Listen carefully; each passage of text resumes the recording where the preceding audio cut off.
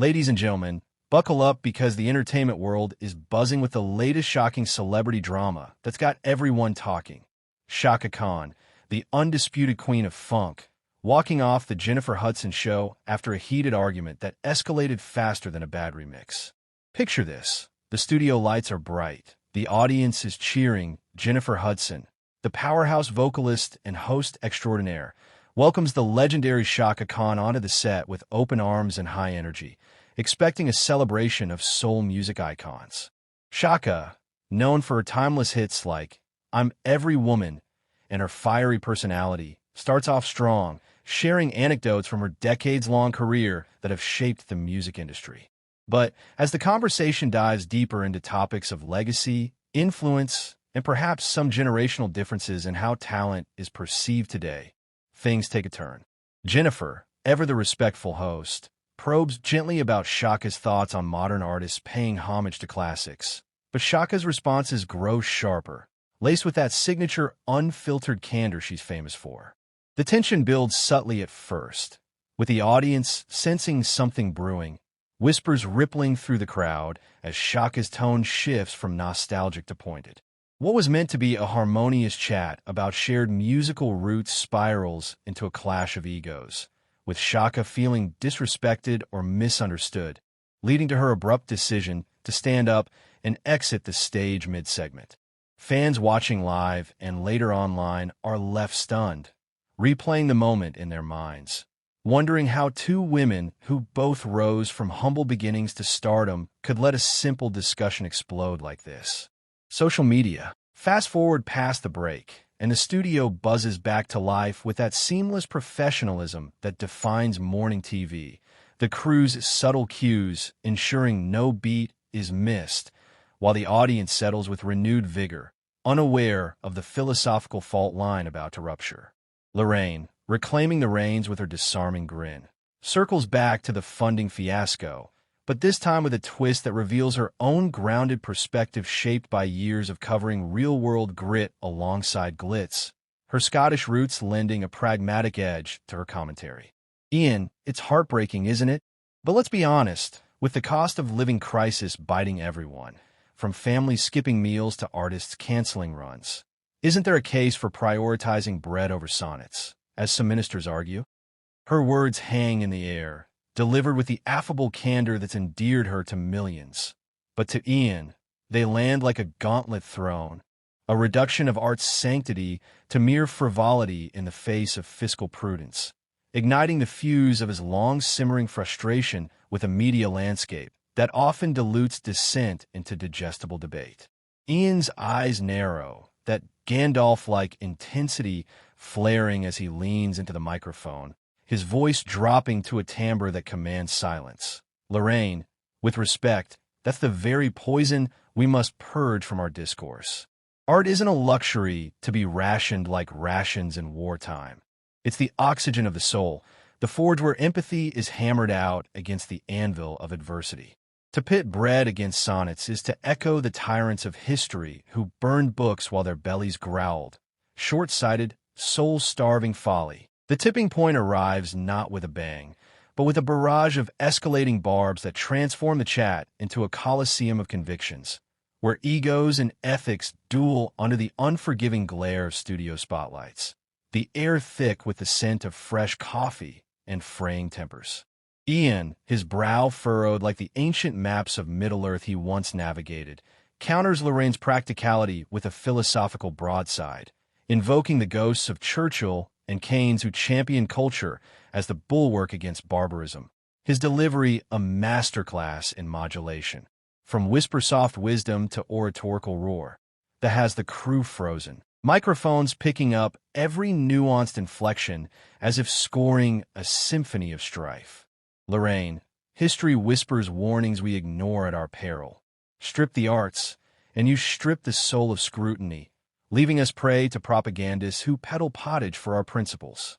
His words, woven with wit sharp as a hobbit's blade, elicit scattered applause from art-savvy spectators. But Lorraine, no stranger to stormy segments, rallies with a riposte rooted in raw reality, her eyes flashing with the fire of a host who's grilled politicians and pop stars alike. Principles are grand, Ian, but try feeding them to a child with an empty belly or a pensioner shivering in fuel poverty. That's the propaganda we're swallowing daily, courtesy of a system you lot in Thespia decry from gilded green rooms. It's a gut punch of populism, resonating with the heartland viewers who see celebrities as out-of-touch oracles. And for a heartbeat, the studio sways with murmurs of agreement, the divide laid bare like a stage curtain ripped asunder.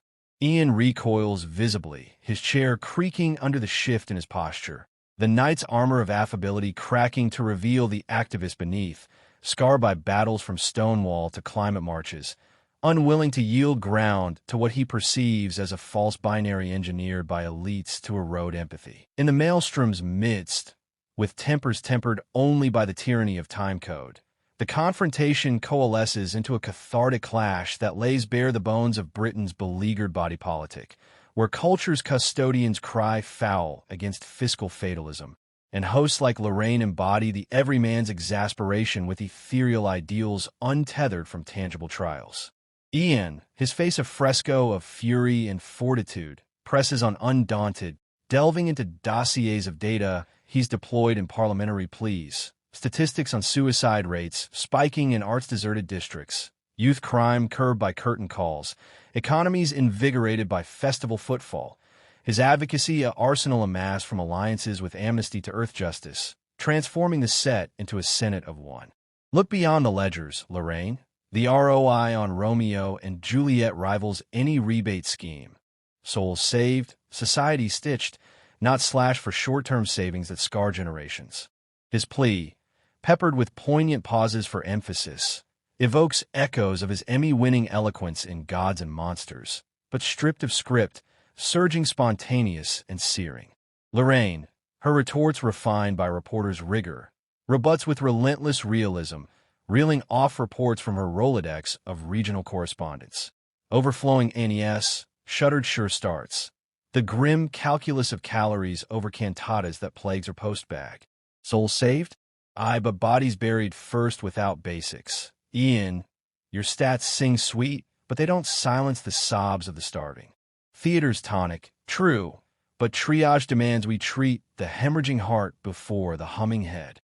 Her Highland heritage hardens her harangue, a ballad of bootstraps sung by one who's spotlighted soup kitchens and strike lines, positioning her as populist paladin against perceived patrician puffery. As the altercation approaches its apex, the atmosphere alchemizes into something alight with authenticity, a rare refraction of TV's usual veneer, where vulnerability vaults over varnish, and the duo's duel distills decades of divergent drives into a diamond-hard discourse that dazzles despite its danger.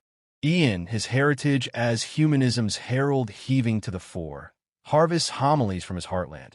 Yorkshire yarns of youth theaters yanked from youth clubs, morphed into methadone for the misguided.